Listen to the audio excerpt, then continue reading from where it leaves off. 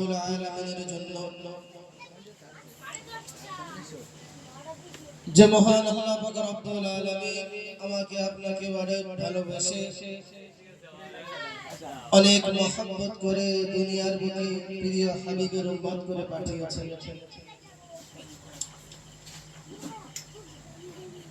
এবং তার পাশাপাশি আজকের এই সুন্দর মজলিস গতকাল এবং আজ এই সুন্দর মজলিসকে সুন্দরভাবে আল্লাহ পাক রব্বুল আলামিন আমাদেরকে উপহার দিচ্ছেন। এটার জন্য আল্লাহর কাছে হাজার হাজার লাখ কোটি শুকরিয়া। সমগ্র গ্রামবাসীর কাছে আমি অনুরোধ করব, আজকের এই যে জলসার মজলিস নিঃসন্দেহে আপনাদের অক্লান্ত পরিশ্রমের পয়সা দিয়ে অনেক অর্থ করি সাহায্য সহযোগিতার হাত বাড়িয়ে দিয়ে আপনারা এই যে জান্নাতি একটি মজলিস তৈরি করেছেন। কিন্তু যদি আপনারা জলসার মাহফিলে না আসেন, জান্নাতের বাগান দিয়ে যদি জান্নাতটাকে পছন্দ না করে, এই এত খরচ এত কিছু সব বৃথা হয়ে যাবে, কিছুই কিন্তু লাভ আমাদের হবে না। অতএব যে উদ্দেশ্যে এই জলসা, যে উদ্দেশ্যে ইসানে সওয়াব, সেই উদ্দেশ্যটাকে আমাদের সফল করতে গেলে আমাদেরকে এগিয়ে আসতে হবে। এই 2 দিন এই যে মহান ইসলামী জলসার থেকে কিছু আমাদেরকে দিতে হবে, তবেই এটা আমাদের জন্য সার্থক হয়ে উঠবে। তাই অনুরোধ করব, এশার নামাজ হয়ে গিয়েছে, মোটামুটি অনেকের সন্ধ্যাবেলা অনেক কাজ থেকে থাকে, সেই সমস্ত কাজও মোটামুটি শেষ হয়ে গিয়েছে। যারা একেবারে ব্যস্ত নেই, ফ্রিতে আছেন, অনুরোধ করব আপনারা অবহেলায় আজকের এই জান্নাতের বাগান থেকে দূরে থাকবেন না, চলে আসুন এই জান্নাতের বাগানে এসে বসে পড়ুন, আল্লাহ ও আল্লাহর রাসূলের কিছু কথা আপনারা শুনুন। আলহামদুলিল্লাহ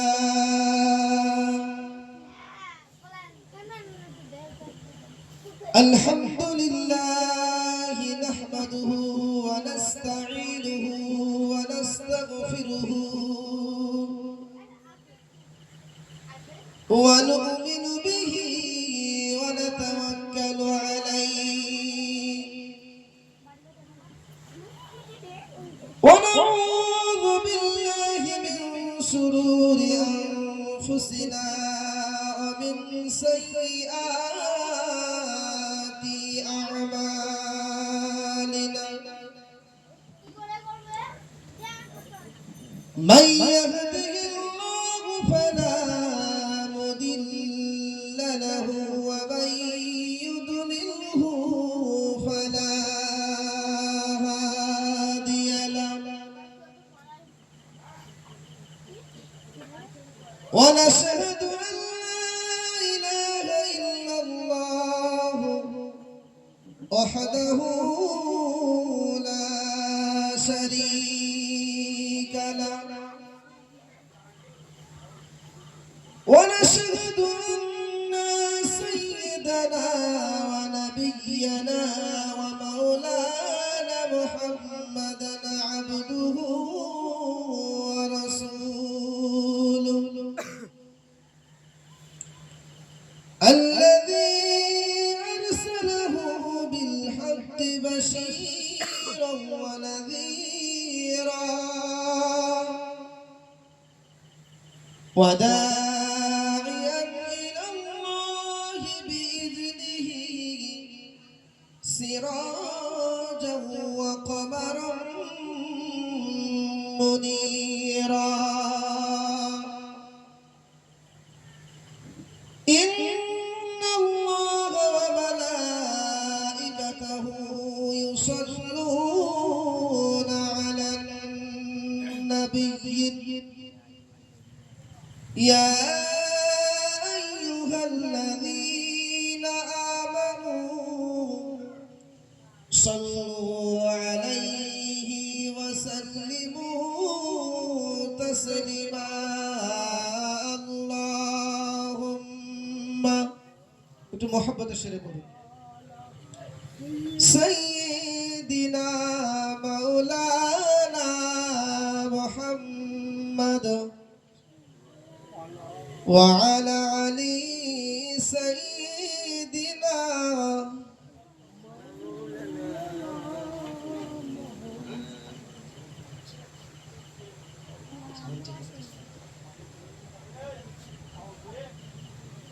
ऐसा जो गुंबद वाले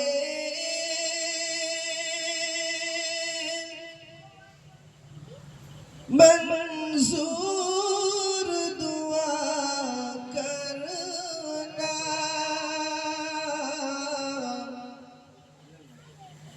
जब वक्त नजा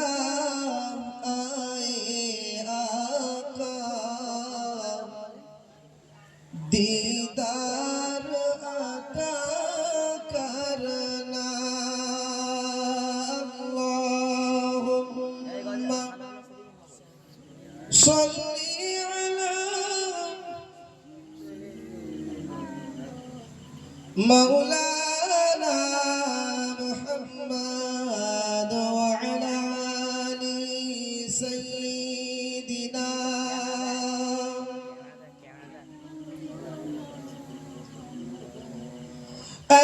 नूर खुदा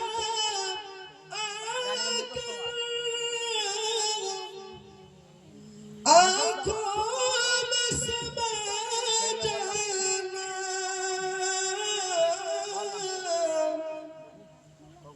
या दर पे बुला लेना या ख्वाब में आ जाना या दर पे बुला लेना या ख्वाब में आ जाना ऐ पर्दनशी दिल के पर्दे में रहा करना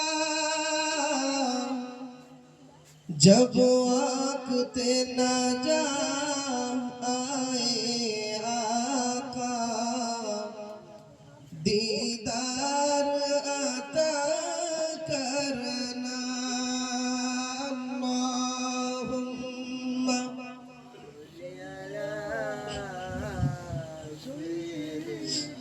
मौलाना मुहम्मद व अला आलि सय्यिदिना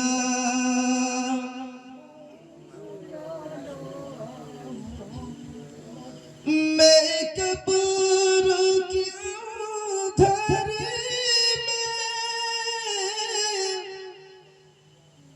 घबराऊंगा जब तन्हा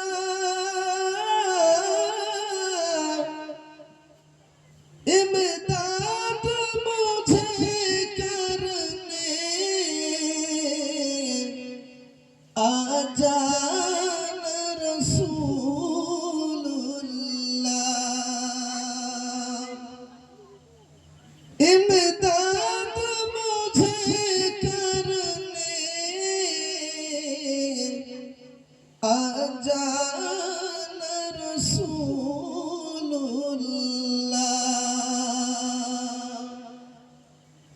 मकबूल दुआ मेरी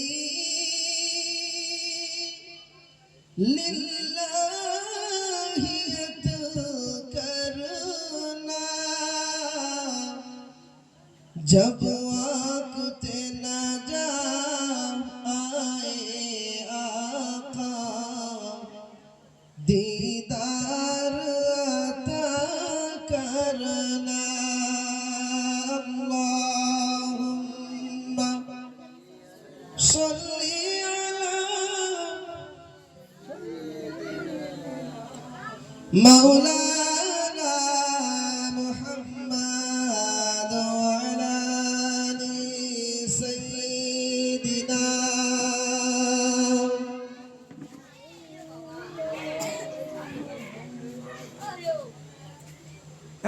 আলহামদুলিল্লাহ। সমগ্র প্রকার প্রশংসা আল্লাহ পাক রব্বুল আলামিনের দরবারে, যে মহান আল্লাহ পাক রব্বুল আলামিন এত সুন্দর একটা মজলিস আমাদেরকে উপহার দিয়েছে। আমাদের দ্বারা এই জান্নাতি একটি মজলিস করার মতো তৌফিক দান করেছে। সেই জন্য মহান আল্লাহ পাক রব্বুল আলামিনের দরবারে জানাই হাজারো লাখ কোটি শুকরিয়া ও সুজুদ। সকলে একটু মহব্বতের সুরে মধুর আওয়াজে বলি আলহামদুলিল্লাহ। তার পাশাপাশি স্মরণ করি বিশ্ব নবী সরকার দু আলম সাইয়্যিদুল মুজনাবিন সাইয়্যিদুল কওনাইন জনাবে মুহাম্মদুর রাসূলুল্লাহ সাল্লাল্লাহু আলাইহি ওয়াসাল্লাম, যে নবীর কোনো তুলনা হয় না, বেমিসাল নবী, তুলনাহীন নবী, যারা সারাটা জীবন উম্মতি উম্মতি করে তিনি পার করেছেন। এখনো তিনি রওজাতুল মুনাওয়ারা, এখনো তিনি শুয়ে শুয়ে এই আমার আপনার মত হতভাগা উম্মতের জন্য ক্রন্দন করছেন। শুধু তাই নয়, কিয়ামতের দিনেতে যেদিন সিংহাই ফুৎকার দেওয়া হবে, সবাই আমরা কবর থেকে যেদিন উঠব, হাসরের ময়দানের দিকে আমরা সকলেই দৌড়াতে থাকব। সেই দিনে দেখা যাবে নবী আমার কবর থেকে, মাজার শরীফ থেকে কাঁদতে কাঁদতে উঠছেন, নবীজির চোখে পানি থাকবে, কাঁদতে কাঁদতে। সেই দিনও নবীজি এই উম্মতের কথা ভুলবেন না। এমন একজন নবীকে আমরা পেয়েছি। ভাই আমার, সেই বিশ্ব নবীর দরবারে তোর ভারতবর্ষের এক কোণা টেটরা কোনুপাড়ার জমিন থেকে জানাই লক্ষ কোটি দরুদ ও সালাম। সকলে একটু ভক্তি ভরে মধুর আওয়াজে বলি সাল্লাল্লাহু তাআলা আলাইহি ওয়াসাল্লাম। প্রিয় হাজিরিন, আমি আপনাদেরই এক হিসাবে ঘরের সন্তান, এক হিসাবে আমি আপনাদের নিজেদের মধ্যে অল্পক্ষণ সময় আপনাদের সম্মুখে উঠেছি। আল্লাহ পাক রব্বুল আলামিন বাদবাকি মুবারক মার্জি যতটুকু বলিয়ে নেবেন, কোরআন ও হাদিস থেকে আপনাদেরকে কিছু মূল্যবান কথা শোনাতে চাই। এখনো যারা এদিকে ওদিকে ছড়িয়ে ছিটিয়ে আছে, অনুরোধ করব এই জান্নাতি বাগান বাদ দিয়ে রাস্তাঘাটে শয়তানি আড্ডায় এর কি বিভিন্ন রকম নোংরাম জায়গায় থাকবেন না। জান্নাতি বাগান কাল কিন্তু আপনারা আর খুঁজে পাবেন না, কাল আর খুঁজে পাবেন না এই জান্নাতি বাগানটা। নিঃসন্দেহে একটি জান্নাতের বাগান। ভাইরা, আল্লাহ পাক রব্বুল আলামিন আমাদেরকে পৃথিবীর বুকে পাঠিয়েছেন, কিছু উদ্দেশ্য আছে। আল্লাহ উদ্দেশ্য ঠিক করেই তাই আমাদেরকে পাঠিয়েছেন। এখন যদি আপনাদেরকে প্রশ্ন করা হয় যে সৃষ্টির শ্রেষ্ঠ কারা, আল্লাহ যতগুলি সৃষ্টি দুনিয়ার বুকে আল্লাহ যত কিছু সৃষ্টি করেছেন, এর মধ্যে সবচেয়ে শ্রেষ্ঠ কারা? মানুষ। অতএব নিঃসন্দেহে আমরা হলাম সবচাইতে শ্রেষ্ঠ। কিন্তু শ্রেষ্ঠ শুধু মুখে বললে নয়, কাজেও তার পরিণাম আমাদেরকে দিতে হবে, কাজেও তাকে আমাদেরকে দেখাতে হবে। শুধু তাই নয়, এই যে শ্রেষ্ঠত্ব আল্লাহ আমাদেরকে দান করেছেন, এই কথাটুকু আল্লাহ কিন্তু কোরআনের মধ্যে তুলে ধরেছেন। যদি আমরা কোরআনটুকু একটু পড়তে পারতাম, কোরআনটুকু একটু বুঝতে পারতাম, আমরা জানতে পারতাম যে আল্লাহ আমাদের কি বানিয়েছে। যখন আল্লাহ পাক রব্বুল আলামিন এই মনুষ্যটাকে প্রথম তৈরি করতে যাবেন, প্রথম সময়ে আল্লাহ ফেরেশতাদের সবাইকে আল্লাহ ডাকলেন, ওগো আমার ফেরেশতারা চলে আসো, চলে আসো, আমি আল্লাহ মাশওয়ারা করব, আমি আল্লাহ তোমাদেরকে কিছু জানাতে চাই। আল্লাহর ডাকে সমস্ত ফেরেশতারা সকলে চলে আসলেন। কথাটুকু কিন্তু কোরআনের মধ্যে লেখা হয়েছে, সূরাতুল বাকারা 2 নম্বর সূরা কোরআনে, সেখানে 30 নম্বর আয়াতের পর থেকে আল্লাহ পাক রব্বুল আলামিন কিন্তু জিনিসগুলো তুলে ধরেছেন। আল্লাহ পাক রব্বুল আলামিন বলেন, ওগো আমার ফেরেশতারা আমি আল্লাহ পাক রব্বুল আলামিন তোমাদেরকে ডেকেছি, আমি আল্লাহ একটা উদ্দেশ্য নিয়ে ডেকেছি। ওগো আমার ফেরেশতারা, আমি বলি তোমরা শোনো। وَإِذْ قَالَ رَبُّكَ لِلْمَلَائِكَةِ إِنِّي جَاعِلٌ فِي الْأَرْضِ خَلِيفَةً। আল্লাহ নবী ফেরেশতারা, আমি আল্লাহ সিদ্ধান্ত নিয়েছি, আমি আল্লাহ ইচ্ছা করেছি দুনিয়ার বুকে আমি আল্লাহ মানুষকে পাঠাবো। আমি আল্লাহ আমার প্রতিনিধি হিসেবে দুনিয়ার বুকে পাঠাবো। দুনিয়াটা কেমন যেমন খালি খালি লাগে ওগো আমার ফেরেশতারা, তাই আমি আল্লাহ মনে মনে সিদ্ধান্ত নিয়েছি, আমি আল্লাহ দুনিয়ার বুকে মনুষ্য জাতিকে আমি আল্লাহ পাঠিয়ে দেব। যখন আল্লাহ বললেন, ফেরেশতারা একে অপরের মধ্যে কথোপকথন করছে, না হবে হবে না। তার কারণ আমরা আসার আগে দুনিয়ায় কিন্তু জিন জাতি ছিল, জিন জাতি যারা দুনিয়ার বুকে মারামারি করেছে, কাটাকাটি করেছে, রক্তপাত করেছে, বিশৃঙ্খলা তৈরি করেছে। ফেরেশতারা জানতে না, ফেরেশতারা এই বিষয় নিয়ে কথোপকথন করছে। হঠাৎ করে ফেরেশতারা বলে উঠল, কোরআন কি বলছে একটু দেখুন। ফেরেশতারা সঙ্গে সঙ্গে বললেন, আল্লাহ ক্বালু তাজআলু ফিহা মান ইউফসিদু ফিহা ওয়া ইয়াসফিকু দিমা। আল্লাহ আপনি পাঠাবেন না, মনুষ্য জাতিকে আপনি সৃষ্টি করিবেন না। ওগো আল্লাহ, এর আগেও আপনি দেখেছেন জিন জাতিকে পাঠিয়েছিলেন, জিন জাতি কিন্তু আপনার ইবাদত তারা করেনি। জিন জাতিকে পাঠিয়েছিলেন, তারা সেখানে মারামারি রক্তপাত তারা করেছিল। ওগো আল্লাহ পাক রব্বুল আলামিন, না না না, আপনি দুনিয়ার বুকে আর মনুষ্য জাতিকে পাঠাবেন না। কোরআনের আয়াতে পরস্পর ধাপে ধাপে এই ঘটনাটি বর্ণিত হয়েছে। যখন ফেরেশতারা বলছে, আল্লাহ জিন জাতিকে আপনি পাঠিয়েছিলেন, কিন্তু তারা ইবাদত করেনি, তারা মারামারি করেছিল, তারা রক্তপাত করেছিল, আল্লাহ পাঠাবেন না, আমরা তো আছি। কোরআন বলছে, ফেরেশতারা পরপরই বলে উঠল, নাহনু নুসাব্বিহু বিহামদিকা ওয়া নুকদ্দিসু লাক। আল্লাহ নাহনু নুসাব্বিহু বিহামদিকা, আমরা তো আছি, আমরাই আপনার গুণকীর্তন করিব, আমরা তো আছি, আমরাই আপনার প্রশংসা করিব, আমরা তো আছি, আমরাই শুধুমাত্র আপনাকে ডাকবো। না না না, দুনিয়ার বুকে মানুষকে পাঠাবেন না, দুনিয়ার বুকে আপনি মানুষকে পাঠাবেন না। আমার আল্লাহ ফেরেশতাদেরকে উদ্দেশ্য করে বললেন, ওগো আমার ফেরেশতারা রে, আমি আল্লাহ আমিও জানিয়ে দিলাম, ক্বালা ইন্নী আ'লামু মা লা তা'লামুন। আল্লাহ বললেন, ফেরেশতারা রে, তোমাদের কোনো কথা আমি আর শুনবো না। আমি আল্লাহ সিদ্ধান্ত নিয়ে নিয়েছি দুনিয়ার বুকে প্রতিনিধি পাঠাবো, আমি আল্লাহ সিদ্ধান্ত নিয়েছি দুনিয়ার বুকে মনুষ্য জাতি পাঠাবো। ওগো আমার ফেরেশতারা, তোমরা তো একে অপরের মধ্যে বলাবলি করেছো, কিন্তু তোমরা শুনে রাখো, ইন্নী নিশ্চয়ই আমি আ'লামু যা জানি, মা লা তা'লামুন তোমরা সেগুলি জানো না। ফেরেশতারা, আমি আল্লাহ যা জানি তোমরা কিন্তু সেগুলো জানো না। অতএব তোমাদের কোনো কথা এখানে কোনো প্রকার গ্রান্টেড হবে না। ফেরেশতারা নিরুপায়, কিছু করার নেই, আল্লাহর আদেশ তাদেরকে মানতে হবে। আর তারা কখনো আল্লাহর আদেশকে তারা কখনো অমান্য করে না।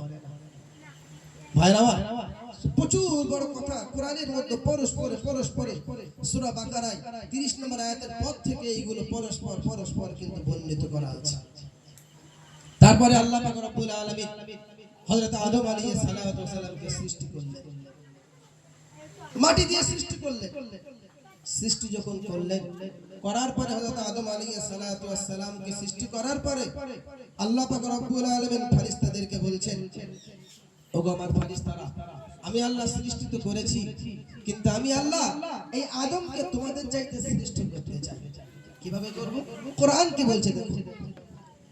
আল্লাহ পাক রব্বুল আলামিন বলেছেন, ওয়া ইয উসজুদু লিআদাবা ফাসাজাদু ইল্লা ইবলিস।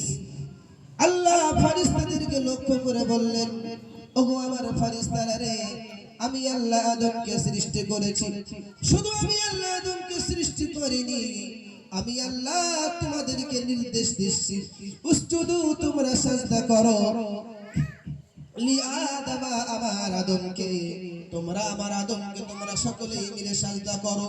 সকলেই তখন সাজদা করলেন, ইল্লা ইবলিস, ইবলিস তখন কিন্তু সাজদা করলো না। কোরআন বলছে ইবলিস তখন আবা ওয়াস্তাকবারা, ইবলিস তখন অস্বীকার করলো, ইবলিস তখন মানতে চাইলো না।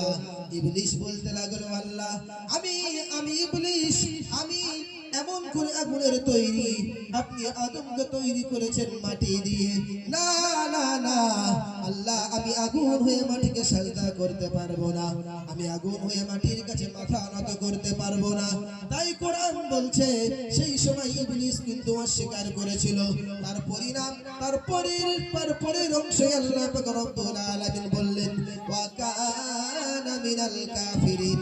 ওগো ইবলিস, তুমি আমার হুকুমকে অমান্য করেছো, তুমি আমার হুকুমকে অস্বীকার করেছো, আমি আল্লাহ তোমাকে আর আমার কাছে রাখতে পারবো না, আমি আল্লাহ তোমাকে আর ভালো করে রাখতে চাই না, আমি আল্লাহ জানিয়ে দিলাম, ইবলিস আজ থেকে তুমি কাফের হয়ে গেলে। সেই দিনে কিন্তু ইবলিসকে আল্লাহ বিতাড়িত করে দিয়েছে, কোরআন বলছে। অতএব আল্লাহর হুকুম আমাদেরকে মানতে হবে। আল্লাহর হুকুম যদি আমরা অমান্য করি, ভাইরা আমার, কোথায় আমরা যাব? একটু ভাবুন। আমরা ছোটবেলায় যখন বাড়িতে কোনো অন্যায় কাজ করতাম, হয়তো পাড়ার কোনো জায়গায় গিয়ে একটু মারপিট করেছি, একটু অন্যায় কাজ করেছি, বাড়িতে এসে মায়ের কাছে নালিশ চলে গেছে, দেখো তোর ছেলে ওই না মারপিট করেছে, ওর কাছে ঢিল মেরেছে, এই করেছে তাই করেছে।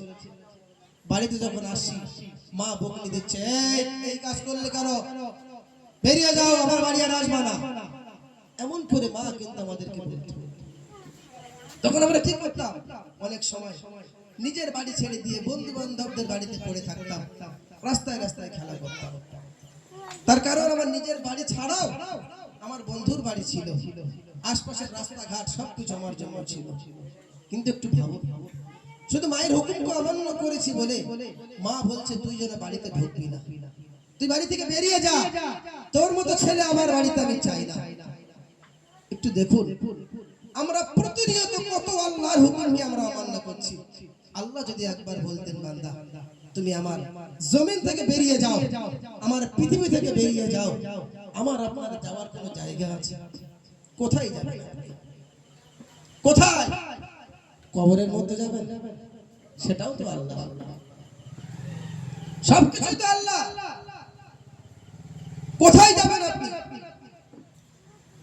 কিন্তু আল্লাহ এখন আমাদেরকে ছাড় দিয়ে রেখেছে, কিন্তু এই ছাড়টাকে আমরা যদি হালাই নষ্ট করে দিই, মাথায় রাখবেন এমন একটা দিন আসবে আমাদের কিন্তু আর কোনো উপায় থাকবে না। যারা দুনিয়ার বুকে সফলতা অর্জন করতে পেরেছে, তারা দুনিয়ার বুকে সাফল্য হয়েছে, আল্লাহর ওলি হয়েছে, আল্লাহর বন্ধু হয়েছে, তাদের মধ্যে সব চাইতে বড় একটা জিনিস কিন্তু ছিল, সব চাইতে বড় কি জিনিস? আল্লাহর তাকওয়া। তারা আল্লাহকে ভয় করতেন। আল্লাহর ভয় যদি আমরা না করি, কখনো আমরা সফলতা পাবো না। দেখুন, সব কিছুর মূল জায়গায় কিন্তু আল্লাহর ভয়।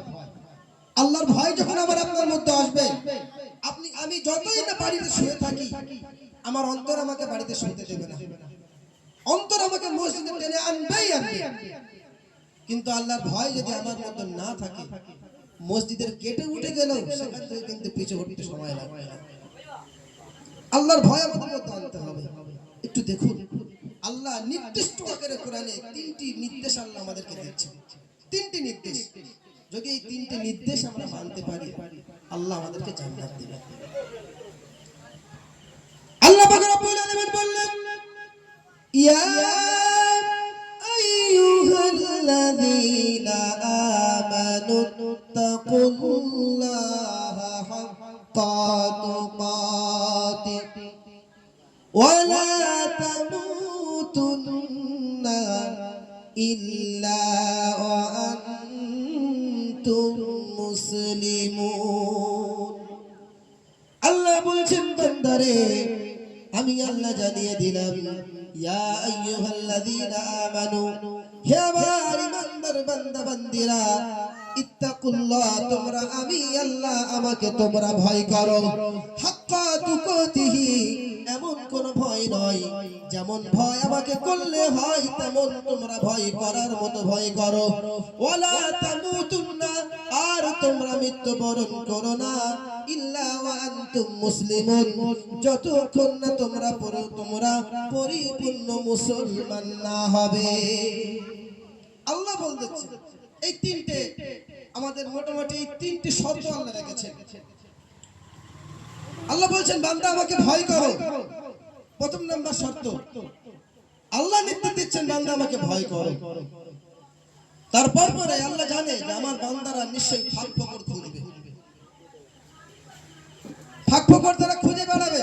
তার পাশাপাশি আল্লাহ বলছেন হাক্কা তুকাতি, এমনি ভয় নয়, মুখে বলছি আল্লাহকে ভয় করি কিন্তু কাজে কোনো পরিচয় নেই। মুখে বলছি আল্লাহকে ভয় করি কিন্তু মসজিদে আযান হচ্ছে আমার ঘরে, এখন টিভি আমি বন্ধ করতে পারলাম না। মুখে বলছি আল্লাহকে ভয় করি, মসজিদের আযান কখন আমার অন্তরে গিয়ে বিচ্ছে না, এই ভয় কিন্তু আল্লাহ বলেন। আল্লাহ বলছেন হাক্কা তুকাতি, যেমন আমাকে ভয় করা উচিত তেমন আমাকে ভয় করো। যেমন ভয় করেছেন আল্লাহ রাসূলের সাহাবারা, আল্লাহর ওলি বন্ধুরা, নবী রাসূলেরা, তেমন ভয় আমাদেরকে করতে হবে। ওয়ালা তামুতুন্না ইল্লা ওয়া আনতুম মুসলিমুন। আল্লাহ বলছেন বান্দা যতক্ষণ না পর্যন্ত পরিপূর্ণ মুসলমান না হবে ততক্ষণ যেন মৃত্যুবরণ করো না। তার আগে যদি মৃত্যুবরণ করো আমি আল্লাহ খবর খারাপ করে দেব। আল্লাহই নির্দেশ দিচ্ছে। যেখানে আল্লাহর হুকুম আমাদের উপরে চলে এসেছে সেখানে আমাদের কিন্তু আর কিছু কোনো উপায় থাকে না। আল্লাহর হুকুম মানা আমাদের জন্য কিন্তু ফরজ। সাহাবারা কেমন ভয় করত, যখন মসজিদের নববীতে আযান হয়ে যেত, আমার আপনার আযান হয়ে গেলেও কিন্তু অন্তরে কোন রকম জ্বালা তৈরি হয় না নামাজের জন্য, কোন রকম অনুভূতি সৃষ্টি হয় না নামাজের জন্য। একটু দেখুন সাহাবারা কেমন ছিল। একজন সাহাবার কথা যদি আপনাদের সম্মুখে বলতে পারি, একটা ধারণা আপনাদের আসবে তারা কেমন আল্লাহকে ভয় করত। সাহাবার নাম হলো হযরত আবু তালহা রাদিয়াল্লাহু তাআলা আনহু। হযরত আবু তালহা যখন মসজিদুন নববীতে আযান হয়ে যেত তিনি আল্লাহ রাসূলের পিছনে গিয়ে তিনি নামাজ আদায় করতেন। এমন করে হযরত আবু তালহা আযান হয়ে যাওয়ার পরে সর্বশেষে তিনি দৌড়ে তিনি নবীজির পিছনে গিয়ে নামাজে দাঁড়াতেন। আবার যখন সালাম ফেরানো শেষ হয়ে যেত আবু তালহা সবার আগে মসজিদ থেকে বার হয়ে চলে আসতো। এমন করে প্রতিনিয়ত আবু তালহা মসজিদুন নববীতে সবার লাস্টে যায়, আবার নামাজ পড়ে সবার আগে বেরিয়ে আসে। সাহাবাদের মতো কথোপকথন শুরু হয়ে গেল, ইয়া রাসূলুল্লাহ, ইয়া হাবিবাল্লাহ, হুজুর হুজুর আপনার আবু তালহা সবার লাস্টে নামাজে আসে, আপনার আবু তালহা সবার আগে নামাজের পরে বার হয়ে যায়। ইয়া রাসূলুল্লাহ, আপনি নামাজের পরে আমাদেরকে নিয়ে বয়ান দেন, আমাদেরকে ধর্মের শিক্ষা দেন, কিন্তু আপনার আবু তালহা কোনদিন সেই শিক্ষায় বসে না। ইয়া রাসূলুল্লাহ, না না না, এমন করে হতে পারে না। তাই আমরা আপনাকে বলতে চাই আপনি আপনার আবু তালহার বিষয়ে আপনি কোনো না কোনো একটা বিচার করে দিন। আল্লাহ রাসূলের কাছে গিয়ে বিচার দিচ্ছেন। এ কোন আবু তালহা? দুনিয়ার বুকে থাকতে থাকতে ভাই আমাদের সবার কিন্তু কিছু কিছু কার্ড আছে, Aadhaar card, PAN card, voter card, এমন করে প্রচুর কার্ড, কিন্তু রেশন কার্ড, প্রচুর আমাদের কার্ড আছে। কিন্তু দুনিয়ার বুকে আল্লাহ কিন্তু জান্নাতি কাঠ তৈরি করেছে, জান্নাতি কাঠ। তার মানে ওই কাঠ যদি আপনার কাছে থেকে যায় আপনি নিঃসন্দেহে জান্নাতি। আল্লাহ এমন 10 জনকে দুনিয়ার বুকে জান্নাতের কাঠ দিয়েছে, তারা নিঃসন্দেহে জান্নাতি। জাহান্নামের কোনো কল্পনাই আর আসবে না। আল্লাহ রাসূল জানিয়ে দিয়েছে তোমরা জান্নাতি। যখন আল্লাহ রাসূল জানিয়ে দিয়েছে, একজন আল্লাহ রাসূলের সাহাবা বলছে, ইয়া রাসূলুল্লাহ, আপনি তো আমাকে জান্নাতি বলেছেন, তাহলে আমি যদি নামাজ না পড়ি আমি জান্নাতি হয়ে যাব? আল্লাহ রাসূল বললেন, হ্যাঁ তুমি জান্নাতি। আল্লাহ কিন্তু এমনি এমনি জান্নাতি সার্টিফিকেট দেন না। আল্লাহ রাসূল বলছে, হ্যাঁ তুমি জান্নাতি, সমস্যা নেই, নামাজ পড়তে হবে না, যাও বাড়ি চলে যাও। আস্তে আস্তে বলছেন। আল্লাহ রাসূল জানতেন, আল্লাহ জানিয়ে দিয়েছেন। লোকটি এসে নামাজ পড়ে বাড়িতে চলে গেল। সাহাবাটি বাড়িতে গিয়ে যেমন তেমন খাওয়া দাওয়া করে শুয়ে পড়লো। শুয়ে পড়ার পরে তিনি মনে করছেন, না আল্লাহ রাসূল বলেছেন আমি নামাজ না পড়লেও জান্নাতি, জান্নাতের সার্টিফিকেট যখন পেয়ে গিয়েছি আর তো কিছু করার নেই, নামাজ না পড়লেও জান্নাত হয়ে যাবে। মানে আল্লাহ রাসূল বলেছেন, এখানে আমার আর কোনো প্রশ্নই থাকে না। লোকটি বাড়িতে গিয়ে খাওয়া দাওয়া করে শুয়ে পড়লো। যেহেতু 5 ওয়াক্তের মুসাল্লি, আল্লাহ রাসূলের সাহাবা, তাদের তো নামাজ জীবনে কাজা হয় না। ঠিক সময় মতো ঘুম ভেঙে গিয়েছে, ঠিক সময় মতো ঘুম ভেঙে গিয়েছে। লোকটা উঠে বলল, উঠে জামা গায়ে দিচ্ছে, নামাজ পড়তে আসবো। হঠাৎ করে মনে আসলো, কি ব্যাপার, আমি তো রাসূলুল্লাহকে বলে এসেছি না আমি নামাজ পড়তে আসবো না, নবী যদি আমাকে জান্নাতি বলে দিয়েছে, অতএব কিছু করার না। লোকটা আবার শুয়ে পড়ল।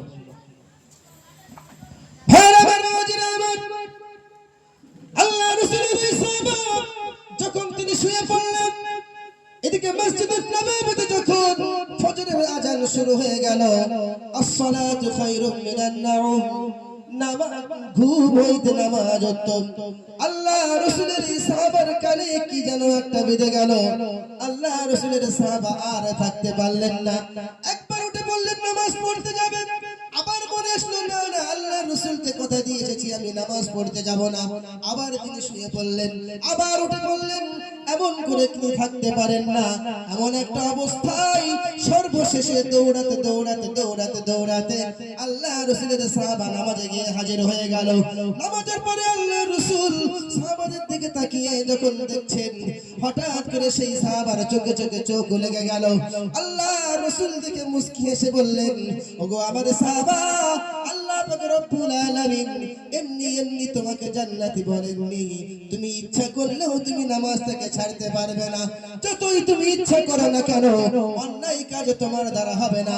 সেই জন্য আল্লাহ পাক রব্বুল আলামিন তোমাকে জান্নাতের সার্টিফিকেট দিয়েছে। ভাইরা আমার, জান্নাতের সার্টিফিকেট, জান্নাতের সার্টিফিকেট কিন্তু এমনি এমনি পাওয়া যায় না। যে কথা বলছিলাম, আমার পরের বক্তা বসে আছেন, তারপরেও আবু তালহার ঘটনাটি শেষ করে ইনশাআল্লাহ আমি বিদায় নেব। যে কথা বললাম, তার কারণে আমি একটা পয়েন্ট বলে রেখেছি, উনি সর্বশেষে নামাজে আসেন। অনেক সময় এক দু রাকাত নামাজ ছেড়ে যায়, আবার উনি সবার আগে নামাজ পড়ে বেরিয়ে যান। তার কারণটা কি? সাহাবারা নালিশ করেছেন, ইয়া রাসূলুল্লাহ আপনি একটা বিচার করে দিন। এই আবু তালহা কোন আবু তালহা? 10 জন যে জান্নাতের সার্টিফিকেট পেয়েছিল তার মধ্যে ইনি একজন, অতএব ইনিও বেশক জান্নাতি। ফজরের নামাজ হয়ে গেল, আল্লাহ রাসূল সাল্লাল্লাহু আলাইহি ওয়াসাল্লাম সাহাবাদেরকে নিয়ে বললেন, ওগো আমার সাহাবারা, চলো চলো আমরা সকলেই মিলে দেখি কেন আমার আবু তালহা সবার লাস্টে নামাজে আসে, আবার কেন আবু তালহা সবার প্রথমে নামাজে পড়ে চলে যায়। চলো চলো সাহাবারা, আমরা আজ আবু তালহাকে প্রশ্ন করতে চাই। গুটি গুটি পায়ে সবাই আবু তালহার বাড়ির সামনে চলে গেল। আবু তালহার বাড়ির সামনে গিয়ে আল্লাহ রাসূল আসসালামু আলাইকুম বলে একবার প্রথমে সালাম দিলেন, ভিতর থেকে কোনো উত্তর আসলো না। দ্বিতীয়বার সালাম দিলেন, ভিতর ভিতর থেকে কোনো উত্তর আসলো না। দ্বিতীয়বার সালাম দিলেন, ভিতর থেকে কোনো উত্তর আসলো না। ইসলামের নিয়ম হলো তিনবার সালাম দেওয়ার পরে যদি ভিতর থেকে কোনো উত্তর না আসে আপনাকে ফিরে আসতে হবে। ওই বাড়ি ঢোকার অনুমতি ইসলাম আপনাকে দেয়নি।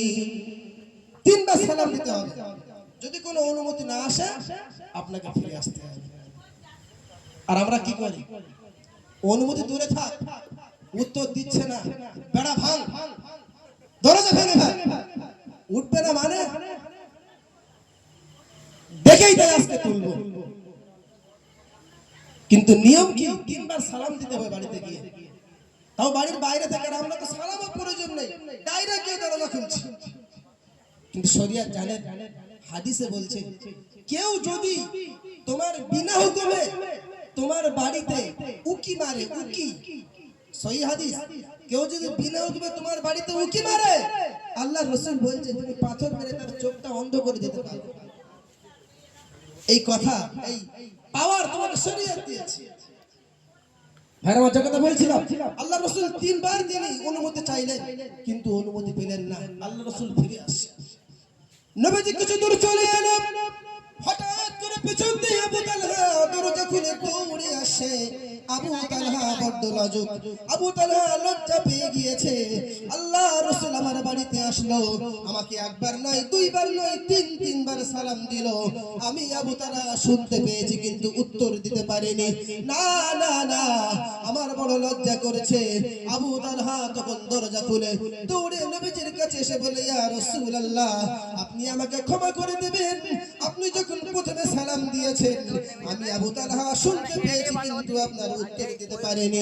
ইয়া রাসূলুল্লাহ, দ্বিতীয়বার যখন সালাম দিয়েছেন আমি আবু তালহা শুনেছি কিন্তু উত্তর দিতে পারিনি। তৃতীয়বার যখন সালাম দিয়েছেন আমি আবু তালহা শুনেছি কিন্তু উত্তর দিতে পারিনি।